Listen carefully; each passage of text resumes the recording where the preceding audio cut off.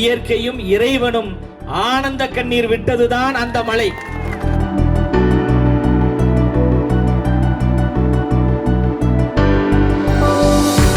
பத்தாண்டுகளுக்கு அவர்தான் தமிழ்நாட்டின் முதலமைச்சர். இல்ல அதுதான் தப்பு. 10 ஆண்டுக்கு அவர்தான் தமிழ்நாட்டின் முதலமைச்சர். அதன் பிறகு இந்தியாவை ஆட்சி செய்யக்கூடிய பிரதமராக அண்ணன் விஜய் அவர்கள் வருவார்.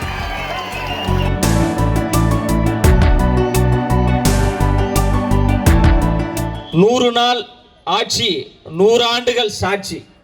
அதனாலதான் அந்த தலைப்பில், அந்த பேனர்ல, இந்த தெருவில் 100 நாள் சாட்சி ஆட்சி என்று நம் பேனரை வைக்கின்ற பொழுது இயற்கையும் இறைவனும் ஆனந்த கண்ணீர் விட்டதுதான் அந்த மழை.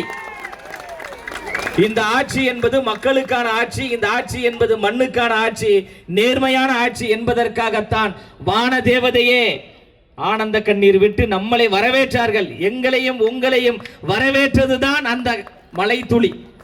இப்ப ஏன் மழை பெய்யலன்னா, இந்த நிகழ்ச்சி சிறப்பாக நடக்க வேண்டும், எனவே என்னுடைய பாராட்டு போதும், நீங்கள் சிறப்பாக இந்த நிகழ்ச்சியை நடத்துங்கள் என்று ஆசீர்வாதம் செய்ததும் அதே வான தேவதை தான்.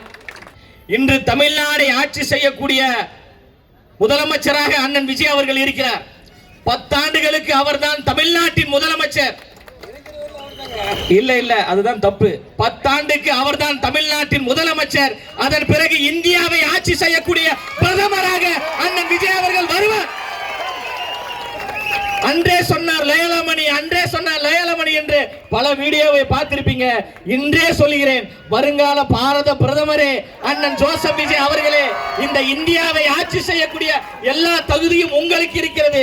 எப்படி தமிழ்நாட்டு மக்கள் உங்கள் பின்னாடி நிற்கிறோமோ அதே போன்று இந்தியா முழுமையும் இருக்கக்கூடிய மக்கள் எல்லோரும் அவர் பின்னாடி நிற்கிறாங்க. காரணம் என்னன்னா, நம்ம தளபதி விஜய்னு சொல்றோம், நார்த் சைடுல விஜய் தளபதி,